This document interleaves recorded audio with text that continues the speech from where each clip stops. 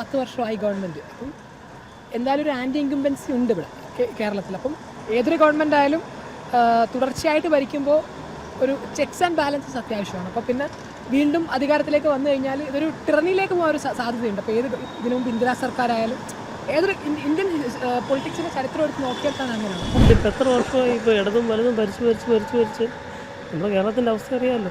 ഇനിയൊരു മാറ്റം ആഗ്രഹിക്കുന്നുണ്ടെന്ന് തന്നെയാണോ പറയുന്നത്? തീർച്ചയായിട്ടും ആഗ്രഹിക്കുന്നുണ്ട്. എൻ്റെ മോൻ വളർന്നു വരുന്നുണ്ട്, അവർക്കൊക്കെ നല്ലൊരു ഭാവി കിട്ടണം. പക്ഷേ പൊതുവെ പാർട്ടി നോക്കി ചെയ്യുന്ന ഒരു സമീപനം മലയാളികൾക്കുണ്ട്. ചില ചിഹ്നങ്ങൾ എണ്ണത്തിൽ അങ്ങോട്ട് കുത്തും ഇതൊക്കെയുണ്ട്. അപ്പോൾ അതിലൊരു മാറ്റം വരേണ്ടതായിട്ടുണ്ടെന്ന് എനിക്ക് പേഴ്സണലി തോന്നിയിട്ടുണ്ട്. തിരഞ്ഞെടുപ്പ് കാഹളം മുഴങ്ങിക്കഴിഞ്ഞു. ഇനി ഏതാനും ആഴ്ചകൾ മാത്രമാണ് നിയമസഭാ തിരഞ്ഞെടുപ്പിന് അവശേഷിക്കുന്നത്. നമുക്കറിയാം ഇത്തവണ ഇതിപ്പോൾ ഒരു ജെൻസി കാലഘട്ടമാണ്. മാത്രമല്ല യുവതലമുറയ്ക്ക് ഏറെ പ്രാധാന്യമുണ്ട് ഈ ഒരു തിരഞ്ഞെടുപ്പ് വേളയിൽ. ആയതിനാൽ തന്നെ ഈ യുവതലമുറ അവരെങ്ങനെയാണ് രാഷ്ട്രീയത്തെ നോക്കിക്കാണുന്നത്?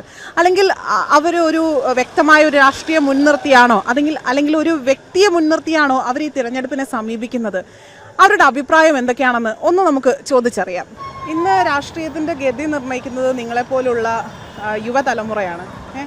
അപ്പം ഇതുമായി ബന്ധപ്പെട്ട് യുവതലമുറ എന്നുള്ള ഒരു ബേസിൽ നിന്നുകൊണ്ട് തന്നെ ഒരു വ്യക്തിയെ നോക്കിയിട്ടാണോ ഇന്ന് ഒരു ഇലക്ഷനെ സമീപിക്കുന്നത്, അതോ രാഷ്ട്രീയം നോക്കിയാണോ? എൻ്റെ പേഴ്സണൽ ഒപ്പീനിയനാണോ അതോ ജനറലി ഉള്ള കാര്യമാണോ? പേഴ്സണലും ജനറലിയും. എൻ്റെ ഒരു അഭിപ്രായത്തിൽ പേഴ്സണൽ ഒപ്പീനിയൻ പറയുകയാണെങ്കിൽ തീർച്ചയായിട്ടും കക്ഷി രാഷ്ട്രീയം ഉണ്ടെങ്കിൽ കൂടിയും വ്യക്തി രാഷ്ട്രീയമാണ് ആദ്യം പരിഗണിക്കേണ്ടതെന്നാണ് എൻ്റെ ഒരു അഭിപ്രായം. കാരണം ഒരു വോൾ സ്റ്റേറ്റ് എന്നതിനേക്കാൾ ഉപരി നമ്മുടെ കോൺസ്റ്റിറ്റ്യുവൻസി എന്നൊരു ലെവലിൽ നോക്കുമ്പോൾ വ്യക്തി രാഷ്ട്രീയം കുറച്ചുകൂടി ഇമ്പോർട്ടൻസ് ആണ്. പക്ഷേ പിന്നെ എൻ്റെ ഒരു പേഴ്സണൽ അഭിപ്രായം പറയുകയാണെങ്കിൽ ഇപ്പം 10 വർഷമായി ഗവൺമെൻറ്. അപ്പം എന്തായാലും ഒരു ആൻറ്റി ഇൻകംബൻസി ഉണ്ട് ഇവിടെ കേരളത്തിൽ. അപ്പം ഏതൊരു ഗവൺമെൻറ് ആയാലും തുടർച്ചയായിട്ട് ഭരിക്കുമ്പോൾ ഒരു ചെക്സ് ആൻഡ് ബാലൻസസ് അത്യാവശ്യമാണ്. അപ്പോൾ പിന്നെ വീണ്ടും അധികാരത്തിലേക്ക് വന്നു കഴിഞ്ഞാൽ ഇതൊരു ടിറണിയിലേക്ക് പോകാൻ ഒരു സാധ്യതയുണ്ട്. അപ്പോൾ ഇതിനു മുമ്പ് ഇന്ദിരാ സർക്കാരായാലും ഏതൊരു ഇന്ത്യൻ പൊളിറ്റിക്സിൻ്റെ ചരിത്രം എടുത്ത് നോക്കിയാൽ തന്നെ അങ്ങനെയാണ്. അപ്പം എൻ്റെ ഒരു പേഴ്സണൽ അഭിപ്രായത്തിൽ തീർച്ചയായിട്ടും ഒരു മാറ്റം അനിവാര്യമാണ്. അത് എതിർപ്പല്ല, കമ്മ്യൂണിസത്തോടോ അല്ലെങ്കിൽ UDF അങ്ങനെ ഒരു സാധനമല്ല. ഒരു മാറ്റം കേരളത്തിൽ എപ്പോഴും അനിവാര്യമാണെന്ന് തോന്നിയിട്ടുണ്ട്. പിന്നെ പക്ഷേ പൊതുവെ പാർട്ടി നോക്കി ചെയ്യുന്ന ഒരു സമീപനം മലയാളികൾക്കുണ്ട്. ചില ചിഹ്നങ്ങൾ എണ്ണത്തിൽ അങ്ങോട്ട് കുത്തും ഇതൊക്കെയുണ്ട്. അപ്പോൾ അതിലൊരു മാറ്റം വരേണ്ടതായിട്ടുണ്ടെന്ന് എനിക്ക് പേഴ്സണലി തോന്നിയിട്ടുണ്ട്.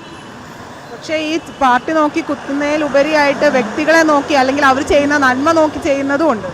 അതുമുണ്ട്. പക്ഷേ അത് ചില സ്റ്റാർ മെറ്റീരിയൽസിൽ മാത്രം. ബാക്കി ചില മണ്ഡലങ്ങളിൽ നിർത്തുന്ന സ്ഥാനാർത്ഥിയെപ്പോലും നമുക്ക് അറിയണമെന്നില്ല. ചില മണ്ഡലങ്ങളിൽ ഒരു പുതിയ സ്ഥാനാർത്ഥിയെ പാർട്ടി ഇൻട്രൊഡ്യൂസ് ചെയ്യുകയാണ്. പക്ഷേ അയാൾ ചിലപ്പോൾ എനിക്ക് അറിയണമെന്നില്ല, അല്ലെങ്കിൽ ആ മണ്ഡലത്തിലെ ബഹുഭൂരിപക്ഷം ആൾക്കാർക്ക് അറിയണം നിർബന്ധമൊന്നുമില്ല. പക്ഷേ ഇപ്പം മെയിൻ മെറ്റീരിയൽസ് ഇപ്പം പൊളിറ്റിക്സിലെ സ്റ്റാർ ബിഗ് നെയിംസിനെ കൊണ്ടുവന്ന് നിർത്തുവാണെങ്കിൽ നമുക്കറിയാം. ഇവിടെ രാഹുൽ ഗാന്ധി വന്ന് വയനാട് നിന്നു, എല്ലാവർക്കും അറിയാം. അല്ലെങ്കിൽ കേരളത്തിൽ പറയുന്നത് പിണറായി വിജയൻ അല്ലെങ്കിൽ രമേശ് ചെന്നിത്തല, ഇവരൊക്കെ രാഷ്ട്രീയത്തിനുപരി ബിഗ് നെയിംസ് ആണ്. പക്ഷേ എല്ലാവർക്കും ആ ഒരു സ്റ്റാർ ഉണ്ടാവണമെന്നില്ല. അപ്പം അറിയാത്തൊരു വ്യക്തി നിൽക്കുകയാണെങ്കിൽ നമ്മൾ തീർച്ചയായിട്ടും പാർട്ടി നോക്കും. ആ ഒരു സാധനം മലയാളികൾക്കിടയിലുണ്ട് എപ്പോഴാണ്. ഇപ്പം തുടർഭരണമാണ്. 10 വർഷമായിട്ട് പിണറായി സർക്കാരാണ് ഭരിക്കുന്നത്. ഇനിയൊരു ഭരണം ആരുടെ കൈകളിലേക്ക് പോകണം, അല്ലെങ്കിൽ ആരുടെ കൈക്ക് പോയാലായിരിക്കും നമ്മുടെ കേരളം സുരക്ഷിതമാകും? അത് ഒറ്റയടിക്ക് പറയാൻ കഴിയില്ല. ഒന്നാമത്തെ കാര്യം, നിലവിൽ 10 വർഷം ഇടതുപക്ഷ സർക്കാർ ഭരിച്ചു. അപ്പം ഇനി നെക്സ്റ്റ് ഓപ്ഷൻ UDF എന്ന് പറയുമെങ്കിലും ഒരു ഓപ്ഷൻ C ഉണ്ടെന്ന് നമ്മുടെ പഞ്ചായത്ത് ഇലക്ഷൻ തെളിയിച്ചു. പണ്ടൊക്കെ ഓപ്ഷൻ AB 5 കൊല്ലം കൂടുമ്പോൾ പാട്ടത്തിന് കൊടുക്കുന്നത് പോലെ ഇടത് വലത് അങ്ങനെ ആയിരുന്നു. ഒരു ഓപ്ഷൻ C ഉണ്ട്. Aക്കും Bക്കും പറ്റിയില്ലെങ്കിൽ ഇവിടെ ഒരു ഓപ്ഷൻ C ഉണ്ടെന്നൊരു പഞ്ചായത്ത് ഇലക്ഷൻ കാണിച്ചു തന്നു. അത് വേണം എന്ന് ഞാനും വിശ്വസിക്കുന്നു. മാത്രമല്ല എന്തായാലും ഓപ്ഷൻ C ഒറ്റയടിക്ക് കയറും എന്ന് പറയാൻ പറ്റില്ല, അതൊരു വ്യാമോഹമാണ്. പക്ഷേ മൂന്നാം കക്ഷി, അതായത് NDAക്ക് കുറച്ച് സീറ്റ് വരട്ടെ, അതോടൊപ്പം ഒരു മാറ്റം ഉണ്ടാവട്ടെ എന്നാണ് ഞാൻ ആഗ്രഹിക്കുന്നത്. അപ്പം ഇടതുപക്ഷം കുറച്ചുകൂടെ കോൺഷ്യസ് ആവും.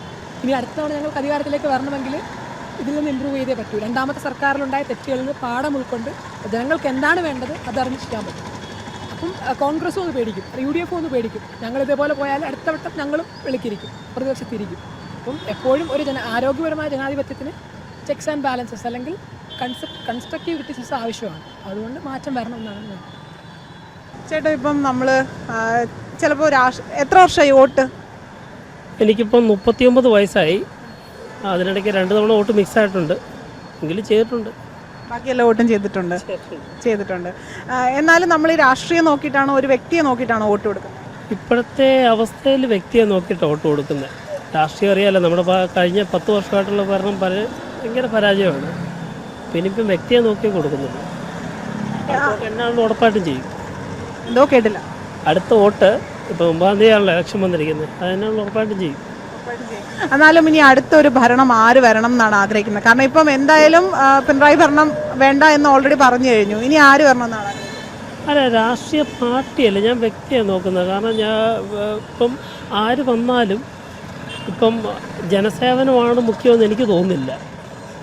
എല്ലാവർക്കും അവരുടെ പേഴ്സണലായിട്ടുള്ള താല്പര്യങ്ങളാണ് മുഖ്യം.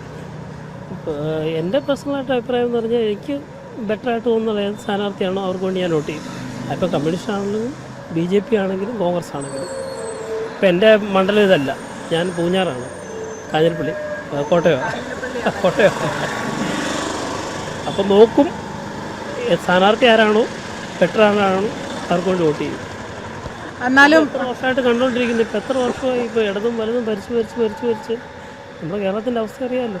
ഇനിയൊരു മാറ്റം ആഗ്രഹിക്കുന്നുണ്ടെന്ന് തന്നെയാണോ പറയുന്നത്? തീർച്ചയായിട്ടും ആഗ്രഹിക്കുന്നുണ്ട്. എൻ്റെ മോൻ വളർന്നു വരുന്നുണ്ട്, അവർക്കൊക്കെ നല്ലൊരു ഭാവി കിട്ടണം. മാറ്റം ഇടത് വലത് വന്നാലൊന്നും ഇനി ഇവിടെ ഒരു കാര്യവും നടക്കത്തില്ല. ഇല്ല, അങ്ങനെ ഞാൻ പറയുന്നില്ല.